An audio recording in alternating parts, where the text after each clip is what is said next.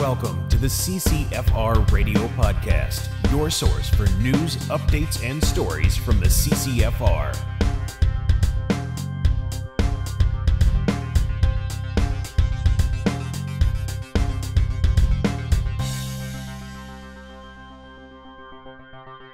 Hey everybody, welcome to episode 158 of the CCFR Radio Podcast. I'm your host, Rod Giltaka. Thanks for joining me again. So we've got a lot to go over, as usual, in this episode. Among these things is a bit of a follow-up on the deer cull on Sydney Island, which is just off the coast of Vancouver Island. A couple of more details to share with you there. A Twitter account, I guess X now, but we're still going to call it Twitter probably for a long time.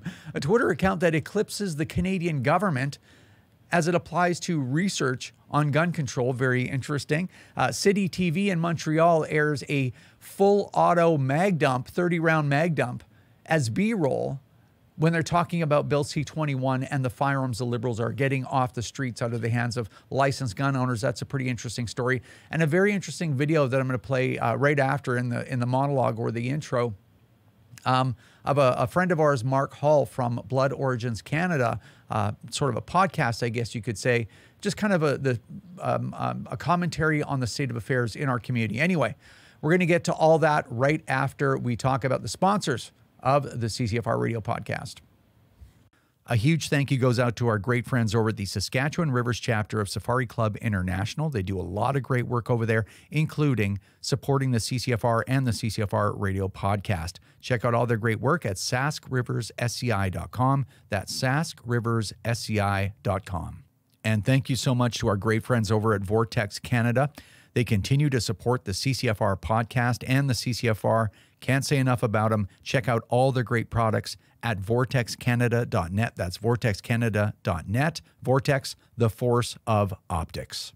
Need a new boomstick? Bullseye North is Canada's shooting superstore and a proud supporter of the CCFR.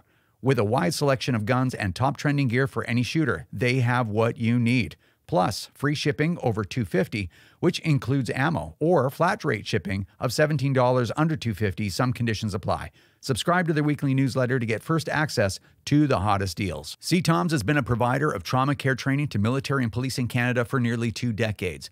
Now this emergency medical training is being made available to a wider audience through CTOMS online courses.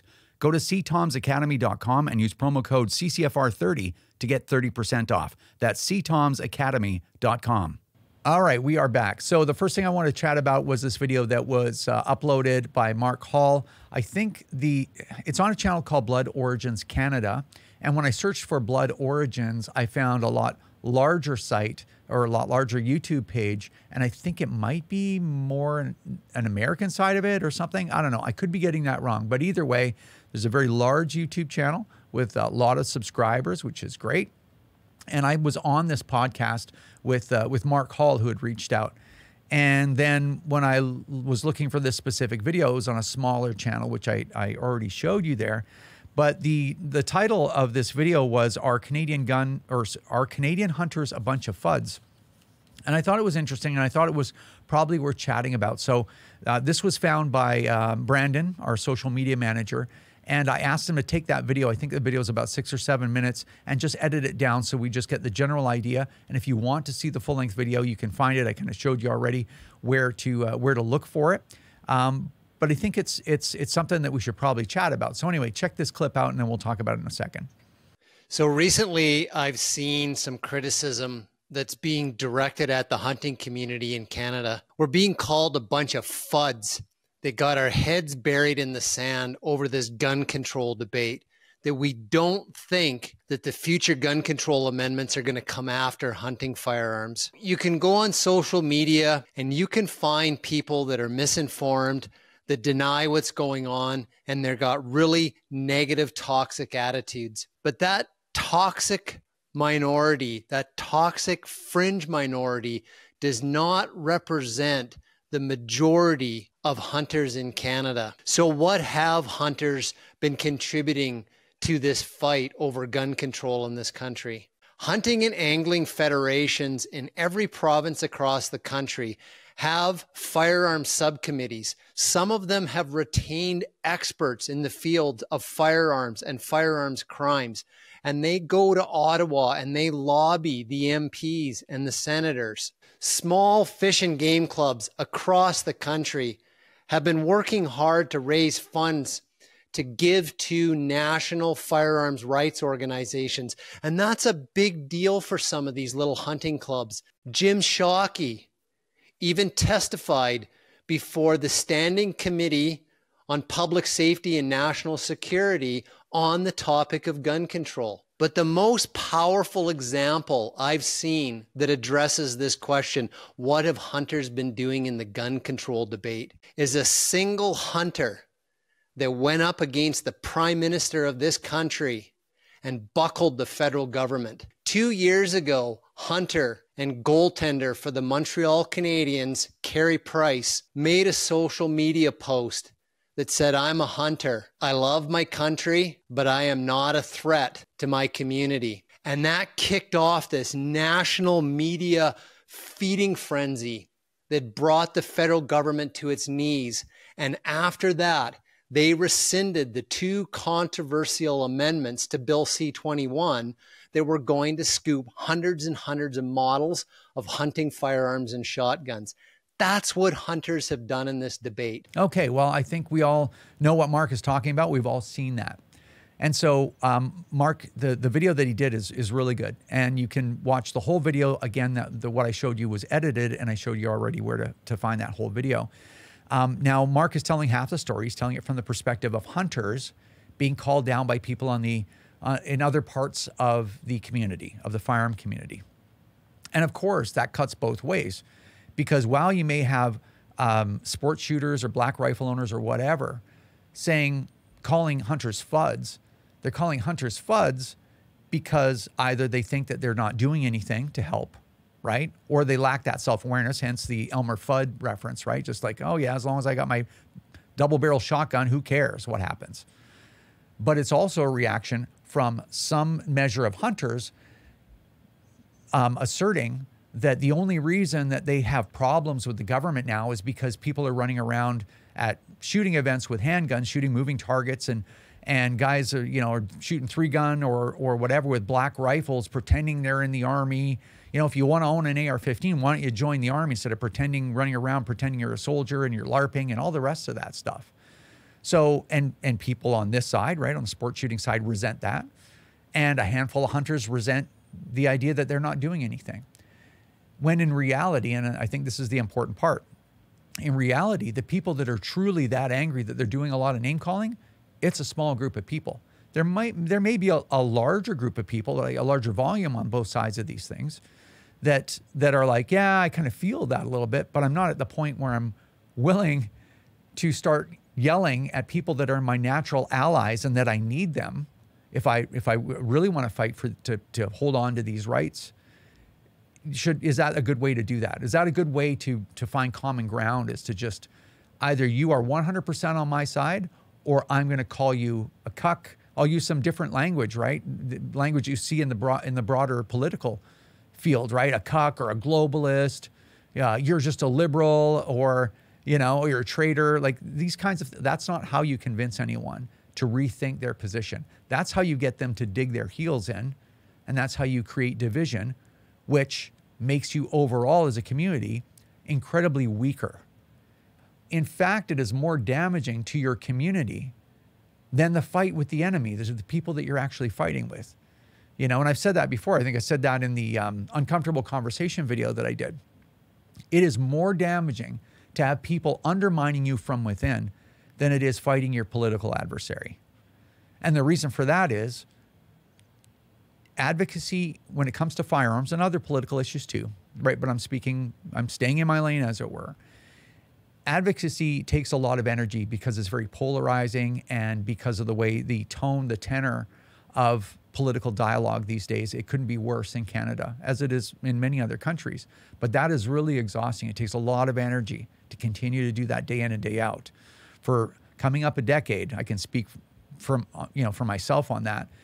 And then you have to fight your people that should be allies. Maybe it's not people I have everything in common with, but they're still natural allies. I got to fight them too now. So I guess what I'm saying is, If you want to dig around, you want to root around for reasons to be angry at people within your own community, you'll find them if you look hard enough. You'll find some way to have nothing in common with that person. But at the end of the day, is it better for you? Is it more of an advantage to find common ground with people and to think twice before, when you're interacting with them, before you start taking your frustrations out on them by calling them names and implying that they're a problem? Would it be better for you to just maybe throw a good argument at them and say, hey, you know what? We really are natural allies. We really do have more in common than we have differences. And I think we both need each other. So I would suggest to you that, this is me talking maybe as a sports shooter or a tactical guy, talking to a hunter. Like, I would suggest that you are just further down the timeline in getting your guns taken than I am. And it is your best interest to help and just put in a little bit of effort, whatever that might be, whatever you're willing to do to help the cause right now. Because once we're all gone, you'll be nose to nose with the government. And if you think that they'll be satisfied, they'll be satiated with taking all of these guns and they're just going to be like, oh yeah, everything's fine now. And somehow the violence is going to stop when there's no more like IPSC shooters, then I think that's short-sighted. So I just ask that you look into that a little bit more because, and for me to come up with a reasoned argument rather than name calling and trying to humiliate people, especially online in front of other people, that's probably going to help my community and help my political effort a lot more than doing the opposite of that. So anyway, I just thought I'd bring that up because we've seen a lot of that, right? And we see a lot of that lately. And I think people are just really frustrated. People are tired of everything bad happening to them, right? And for me, just to speak as an individual, I'm sick and tired of this group of people in the government thinking that they belong in my life, that they're supposed to tell me what my values should be. They're going to teach me what's right or wrong or what's moral or immoral. They're going to tell me what I can own, no matter how many taxes I pay, no matter how many rules I follow, no matter what a great citizen I am. Somehow I'm just on the wrong side of everything and they're going to use force on me. Yeah, that frustrates me. But you really got to put the effort into making sure that you're not taking that frustration out on people that are standing beside you at some level. And when you see someone standing beside you doing that to you, maybe try to reason them down a little bit. And that might actually help them become an asset in our community instead of being one of those people that is trying to tear us apart. Because I'll tell you, it's an uphill fight trying to keep the ability to legally own and use firearms, and in this country, especially now. And the other thing, I just want to add one more thing, if you just indulge me just for another minute, is this is a really long fight, and we're going to need everybody. And if I have to swallow my pride and be name called by somebody when I know they don't even really have a foot to stand on in the argument, but tolerate that and still try to reason with them, there's a reason why I'm doing that. I'm doing that not because I need that quick fix of name calling somebody.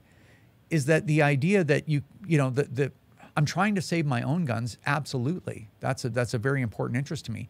But not just I didn't spend 8 years in this to save just my own guns. I have guns the government can never, ever reach.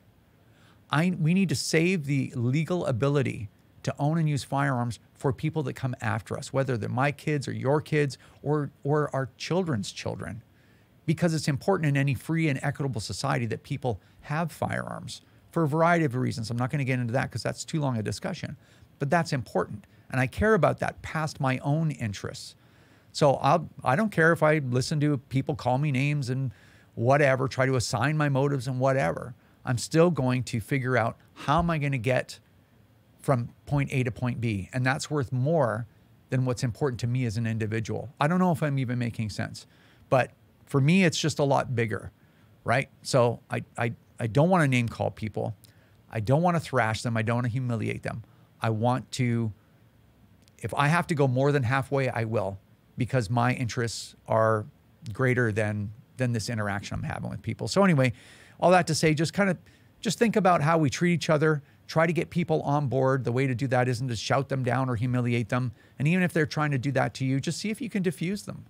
You know, see if you can get them to see why it's in their best interest to act like the way that you're acting, because we're going to need everybody. Okay. So anyway, Mark, thanks for making that video. Thanks for having, I was on Mark's podcast a little while back. I don't know where that is because I got a lot of things going on, but really appreciate that outreach, him letting us continue that outreach to the hunting community, because that is the biggest aspect. The most people in the firearms community, we need those guys, and we need them on site, and we need them to put a little bit of effort in. We don't need them to do everything. We just need them to put a little bit of effort in, which they have actually, their community has done. They've come a long way since I started 8 years ago. When I started 8 years ago, the hunting community was a lot different than they are today. They're really gaining steam, and I'm very grateful for their help. And sport shooters will always be there because, again, we're the ones that are under direct fire. So I think as a team, if we can just keep our community together, we can do a lot of good. And you know what? The Liberals won't be in power forever. This is all going to end at some point. So anyway, I just thought that was worth mentioning. Hopefully it didn't take too long. All right, that's enough of that. Let's get Wilson on the Skype. All right, via Skype, we've got Tracy Wilson of the CCFR. Wilson! There it is. Yep. What's a good word? How's it going? Well, we're not as cold as the rest of Canada here in Ottawa, but we are getting snow dumped. Yeah, you know, repeatedly. It was like minus 22 in southwestern BC the other day. Minus 22 in the morning, but it was like minus 15 during the day. Are you okay, bro?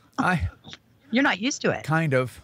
But I'm still waiting for that global warming, man. I've been a cheerleader for global warming for a long time, and I'm just constantly disappointed. Yeah, it's winter in Canada. Here we are. Yeah. All right, let's get at it. So cool story to start it off with. There's a Twitter account, X, and it's called StatCloud, and this person does a lot of firearm-related statistical aggregation, I guess, right? Finding stats and putting them together and then creating posts. I keep wanting to say tweets, right? But posts, and they're very useful, and they're very insightful, and they're very neutral. And so it's one of my favorite accounts. I followed that person immediately, and they had put together, they took it to the next level and put together a little video. Tell us about that. It's pretty cool. Yeah, so they do cover all kinds of different topics, but I did notice that they seem to have a little bit of an interest in gun stuff. And they put together a 9-minute video. It's kind of like produced and edited. It's quite nice. And basically, it asks 5 main questions. Are legal gun owners to blame for the violence? Are more guns related to more homicides and suicides? So do more guns equal more death? Are women disproportionately affected by gun violence? Where are the crime guns coming from? And will banning guns actually make us safer? Spoiler alert, he has all the data there that proves that none of that is true, right? It's exactly how we thought it would be. But yeah, it's a great little video. It was kind of his first crack at it. Make sure you're following them. But it's just a ton of really great information. And it makes me think, like, he took all this data, that's the government's own information, compiled it into a 9-minute video, answered those really important 5 questions that should be the basis for any policy making. And it's just some random dude on X who did this. Why couldn't the government compile this together and be able to use it to form their policy proposals, right? Well, and the amazing thing is just so much more honest than what we've seen from the government. And, you know, I don't expect the government to take our side just because we want what we want. I expect the government to be honest. Like, I just want them to be honest, right? And so it was, you know, what struck me with that is the government, you know, has been involved in all these hearings in the House Committee for Bill C-21 and C-71 before that. They've been involved in the committee hearings in the Senate, and they never showed up with any of this data. Like they never told both sides of the story at all. They never showed up with any of this data. In fact, the part that actually gets me going is Talal, whatever his name is, from the firearms program, shows up knowing that it'll take 50 years for all of us handgun owners to die off to the point where there's no more handguns in private hands anymore in Canada. They know that, but they didn't know how many licensed gun owners are involved in violent crime. They didn't know any of that stuff that They never offered any of that information. And it's just, you know, and the government wonders why people aren't on side with them, why they don't believe them, why they don't trust them, is when they show up with the side of the story that is consistent with their narrative, and, you know, the rest of it be damned. It's pretty bad. Well, they did promise us that they'd use, you know, evidence-based policy making, but we see that it's sort of policy-based evidence making, right? It's sort of the different. It's not that they didn't know this information existed or didn't know these numbers or stats. They full well know it's their information. They just don't put it out there to the public because it doesn't support the agenda of the current sitting government. And that's a problem, because the goal here should be public safety, not political policy, right? Well, and it becomes very clear that public safety, you know, that is not their interest when they look even at the data that was compiled by StatCloud. Basically says there's a tiny fraction of this problem that is associated with licensed gun owners, and what that fraction is, needs further investigation. And then the rest of, like, criminal use of firearms, right, by people that aren't PAL holders, is like, by far and away almost all of firearm-related violence. So then you have the government responding saying, we're going to put $2.5 billion into a buyback from licensed gun owners, and we'll put $250 million in the Safer Communities Fund, or whatever they called it, to address the criminal use of violence, you know, by unlicensed individuals and violence, right? So they take reality and they invert it.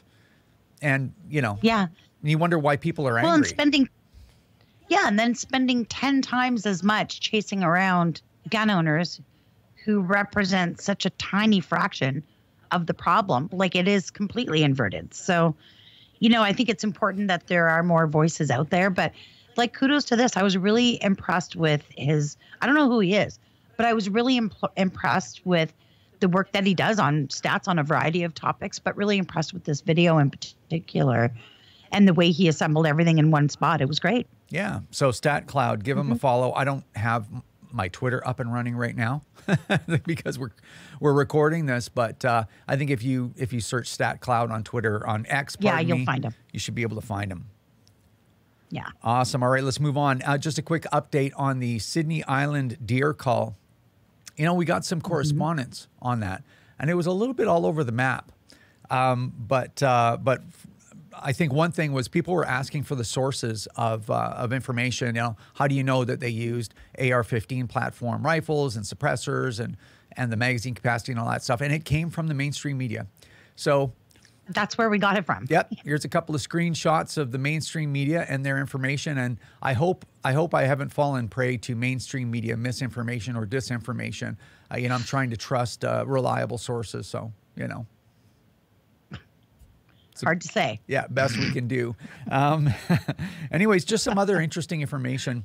I think we did say last time that this deer issue on Sydney Island has been going on for a long time, and also a long time on the neighboring James Island. So people have been sending me more information on this because it is kind of interesting. And Sydney Island itself is 1,700 acres. So it's well within the reach of hunters to go on there and completely scour the island. I mean, there's private property there too. There's nowhere for the deer to go really unless the deer want to swim. So yeah, well, and the mainstream media stories that said that hunters had been able to manage this for decades now, and that vegetation was starting to grow back at 30%. And, you know, so there's some sort of mixed feelings about the necessity of it.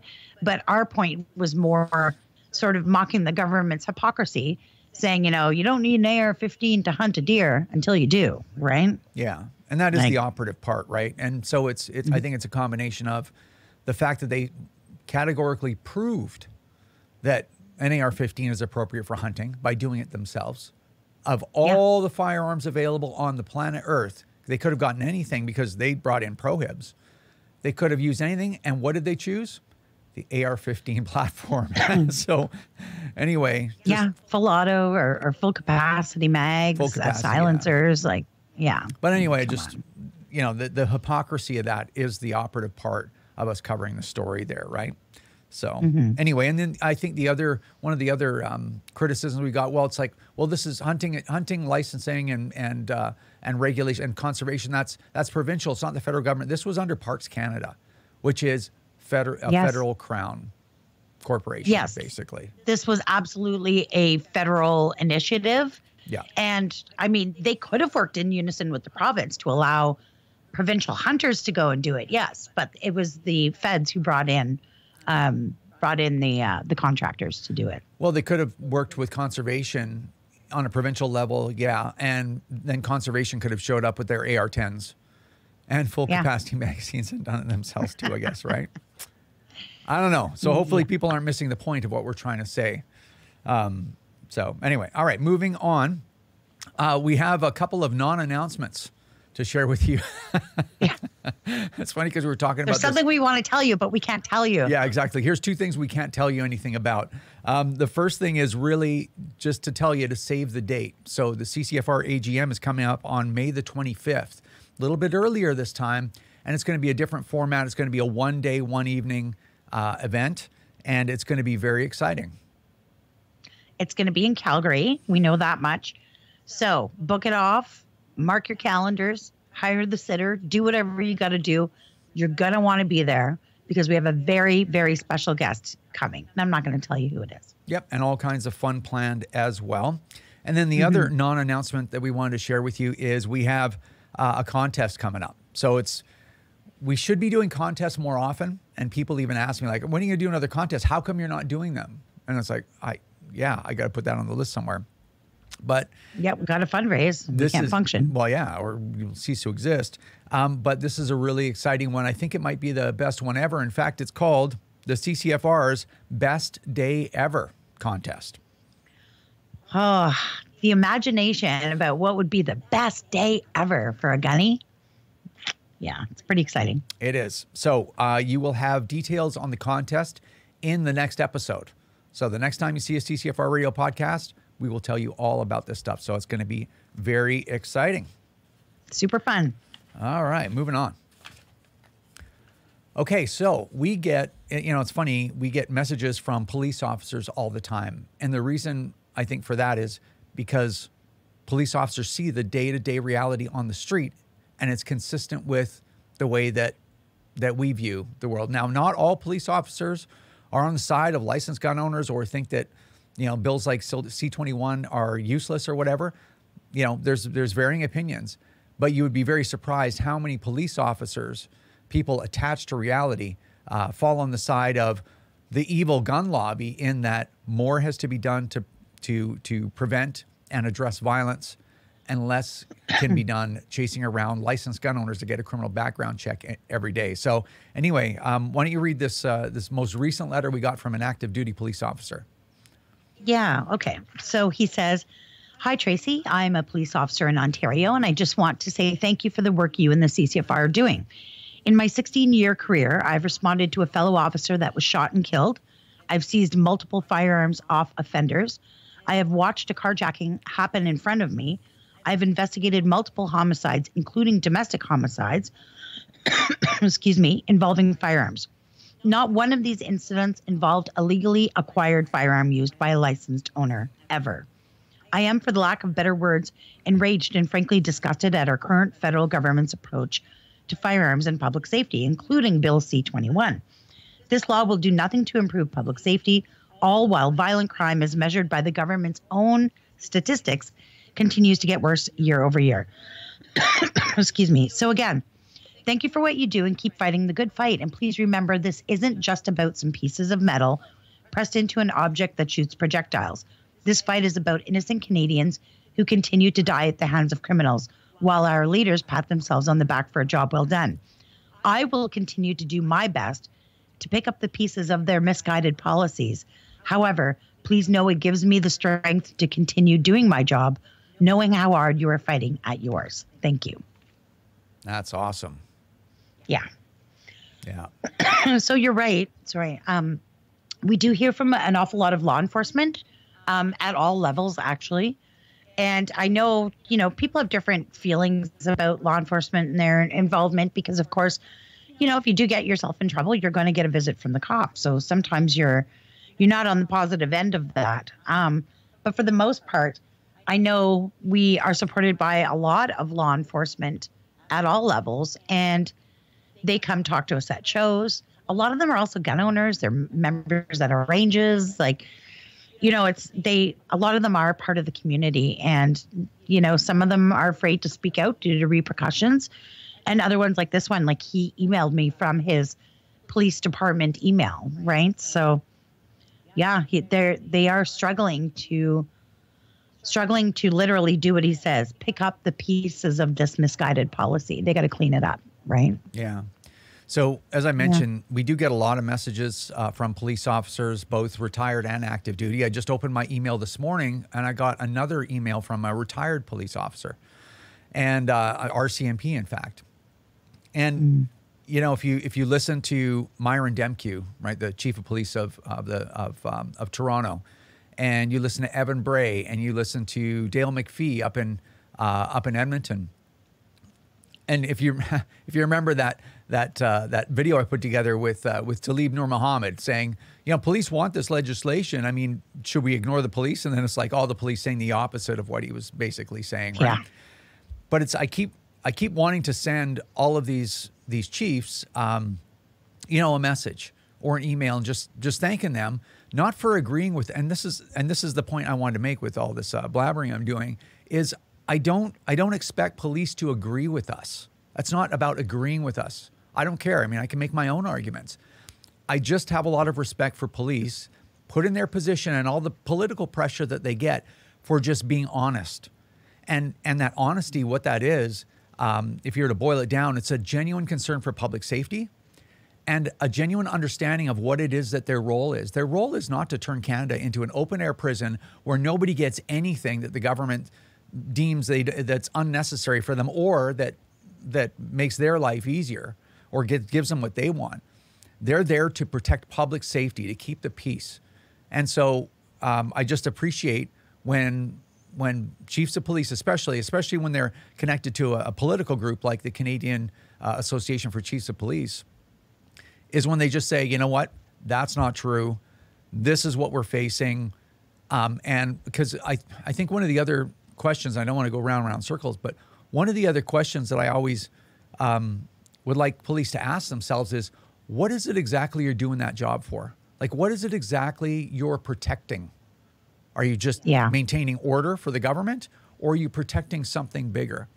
And I'd like to think that the altruistic, genuine police officers out there are like, yeah, I'm protecting something bigger. I'm protecting our society, Western society, which is an amazing thing, the best places to live in the world. And that's the part that's worth protecting, you know, the fact that you have freedoms and you punish criminals when criminals threaten that freedom and threaten the safety of good, productive citizens, right? So anyway, I know that was a little deep, but we really need police officers to be honest. Not agree with us, just to be honest. You know, if it was licensed gun owners that were running around doing all this stuff, absolutely. Throw the book at them, for sure. But it's just not. Yeah, of course. Well, and I mean, like with anything, there are always good apples and bad apples. You know, not everyone is created equal, obviously, but there are a lot of hardworking cops that are sick of the political pressure, sick of the politics of public safety policy. They're just sick of all this stuff. They're sick of rearresting the same bad guys over and over and over again.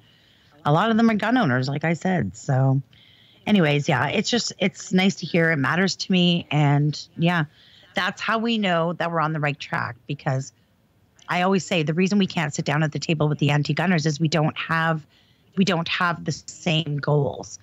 You know, our goals is to, yes, keep our guns, but also to have to increase public safety. Their goal is to decrease gun ownership. So it's not the same goal. Yeah. So, well, we have very different values too. Yes. Anyway, all right, let's move on. Next story. This is an interesting one. City News Montreal had done a story, and it was in video, and they had put some B-roll on screen while they were talking about C-21 and prohibited the now prohibited assault style weapons. Now remember, what firearms were they calling assault style weapons, right? Which were really semi-automatic center fire rifles. That's Right. literally it. But this is the B-roll that they put across it. Check this out. It's a phase out of the private possession of handguns over the next 3 or 4 generations. The legislation also includes a ban on assault-style firearms that fall under a new technical definition. It would apply to such guns designed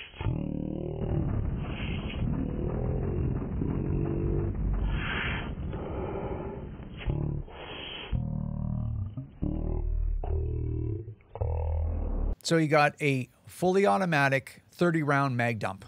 And that is like the most egregious disinformation / propaganda that you can imagine. They're saying these are the firearms that Bill C-21 and the Liberals are getting off the streets in Canada. Yeah.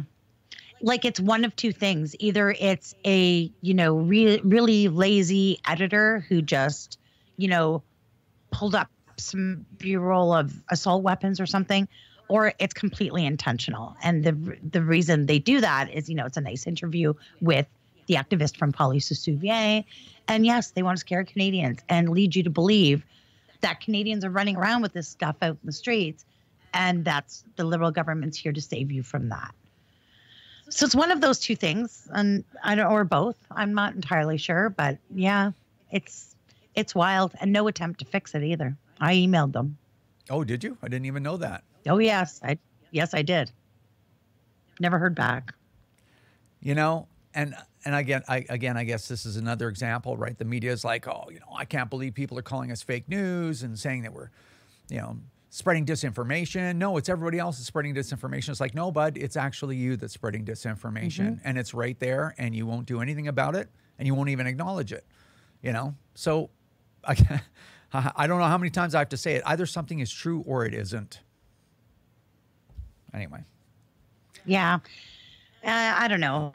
It bothered me to see that because it's, like I said, I kind of feel like it's intentional. And of course, the people whose agenda it suits would just cheer that on. Like, oh yeah, that's good to put that little clip in there, right? Yeah. Scares Canadians, makes them terrified, and makes them say, yes, nobody needs those things, right? Yep. Anyway. Yeah. All right, let's move on to Field Officer of the Month. And Field Officer of the Month for, I think it's December 2023. That's that's last year. Yeah, that's like a year ago. That was last year stuff. That's, you know what? That is so last year. It was Jason Philp. Yeah. Jason's great. And we got a nice email from Chris Russell, who runs our field officer program.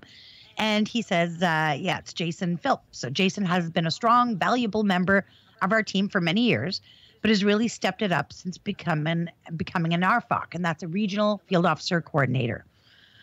Jason has coordinated some of the largest shows in the Calgary area, as well as hosting meets and greets with CCFR members to discuss what our volunteer team does and how they can help. Huge shout out and all our thanks for all Jason does for the CCFR. And I agree, Jason Philp is your go-to guy, especially if you need something in Calgary. He's great. I run to him all the time. Yeah. All right. Well, thank you, Jason, for all of your work. We really appreciate it. And of course, you all may know that if you are Field Officer of the Month, you get a year's free subscription to Canadian Access to Firearms, otherwise known as CATF, graciously provided by our great friend Donovan Dewis over at CATF. And you also get a $100 discount code, promo code. I can't even say that without me neither. chuckling a little bit. Discount code for the CCFR online store, and that includes all the brand new merch that you're going to find there, including, you didn't say a word about the Stonewash Gray Firearm Rights or Human Rights new tee that we have.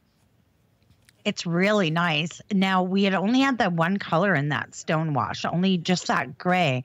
But I am here to tell you that we are going to have it in, I think, 4 or 5 more Stonewash colors. So watch for a nice green, and there's a whole bunch of other colors. Blue. I love that kind of stonewash look. It's very, very nice. They're really, really nice t-shirts. And I'm not saying that to plug the merch. I mean, obviously we're trying to plug the merch because it's fundraising, right? But if I don't know if I mentioned this before, but when we did the whole changeover with the store and changing all the actual merchandise and whatnot, I had some blanks. You sent me one of the blanks and it was a green one that was this stonewashed, and you sent it to me. I'm like, I want other blanks. So I bought a couple of other blanks just to wear in the summertime from the CCFR, just as t-shirts. They're stretchy, and then they have a weather, they're very soft. They're really, really nice t-shirts, and they're very long. Oh yeah. I'm not going to stand up because I'll be out of frame, but like, past your belt line, like there's probably that much more t-shirts, so you don't have to worry about it riding up and your belly button sticking out and your midriff showing. Midriff, yeah. Nobody wants to see any midriff from me. All right. Well, me anyway. neither. No. Okay. And then I think there's one more thing we wanted to cover just at the very end. And I don't know much about the story because you read it and I haven't yet. But this is a story from Brian Passafume from the National Post. Yeah, that's right. So the Liberals, in their never-ending 4-year attempt to try and come and take your guns, are still struggling to get this buyback confiscation program off the ground, right? So they've tried to use Canada Post. They've talked about using the military, talked about using law enforcement. Nobody wants to touch it. So now they've opened up an invitation to qualify to firearm retailers. And the idea here is they're like, hey, gun shops, will you help us confiscate firearms from individual gun owners, destroy them, and submit them into the government? So there's a tender up on canada.ca on the government's website, and I signed up for notifications. So whenever anything happens with it, I get an email notifying me that something's going on. So it's been extended multiple times. It's extended now, I think, until the 29th of January at the time of this taping. And so, there's like a lot of questions kind of going back and forth about this, right? But at the end of the day, I think, the idea with Brian's story is, here we are. These guns have been banned since May of 2020. It's now 2024. We've got an extension into after the next scheduled election in October of 2025. And they are literally still out there fishing, trying to find somebody to come together and get this going. And so far, it doesn't look like they're having much luck. So, yeah. Yeah, well, I think part of the big bone of contention with a lot of people is if gun stores start doing that, whether or not people will look on that very unfavorably, and not. Oh, they will. Sorry.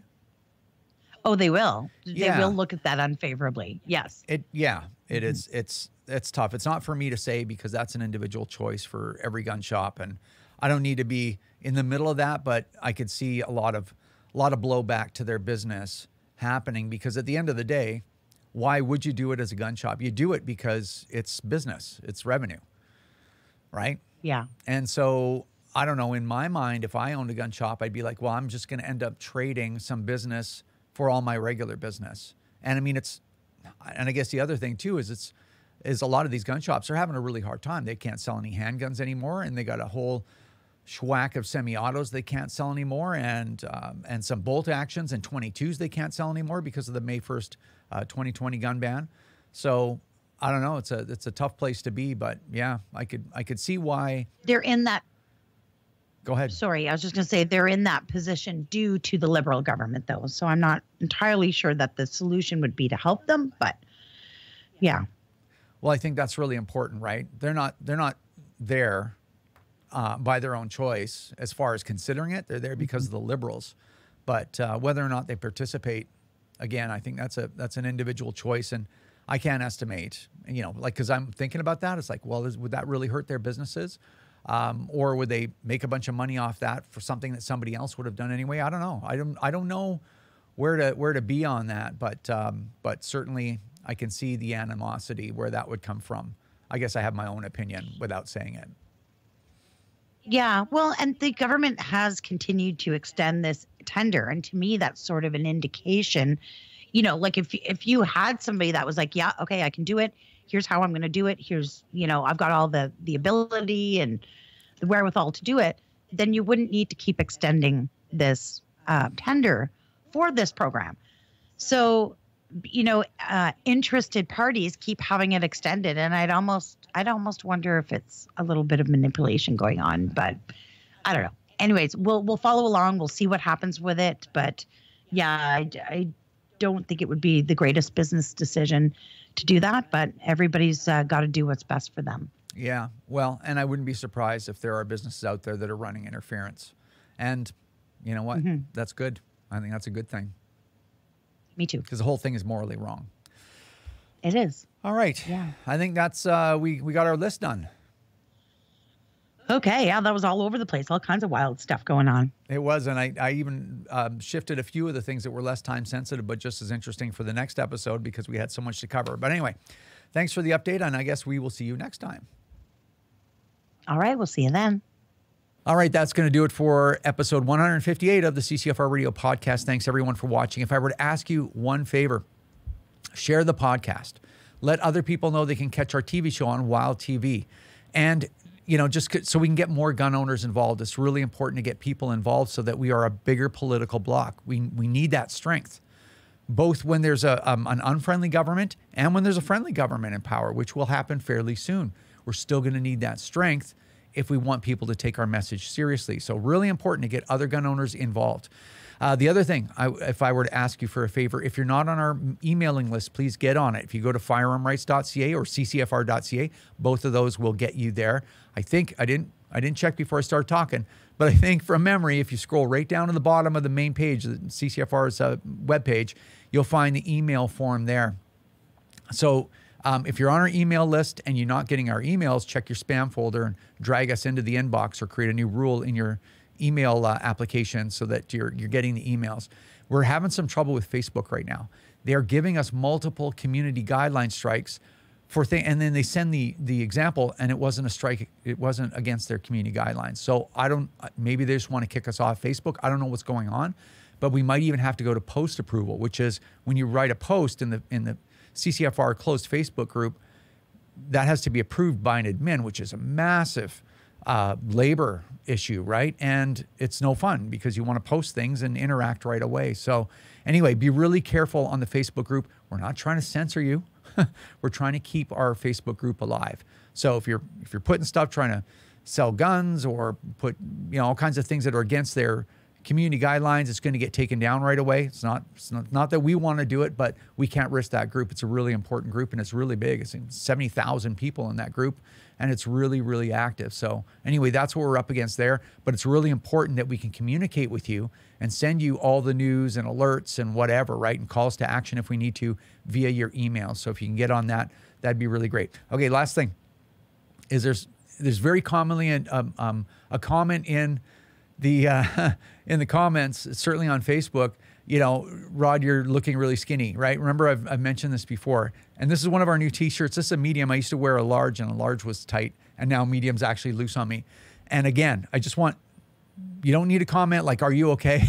I'm in the best shape of my life right now. And I know that I promised to tell everybody what I was doing, how I was losing all that weight and whatever, getting so healthy. I think I didn't promise it. I said I might be able to. It wasn't a technical promise, but I might be able to do one of those CCFR sidebar videos over Christmas. I never got that done because I had other things to do. But you know what? You never know. In the near future, I might be able to do one of those. But I'll move all that kind of talk for that over to there so it's not in the podcast. But anyway, I'm doing great so far. So far, so good. All right, so don't worry about that. Anyway, thanks everyone for watching. Take care, and we'll see you next time. This is another episode of the CCFR Radio Podcast. Remember, if you don't stand up for your own ability to own and use firearms, who will? Join the CCFR or donate right now at www.firearmrights.ca.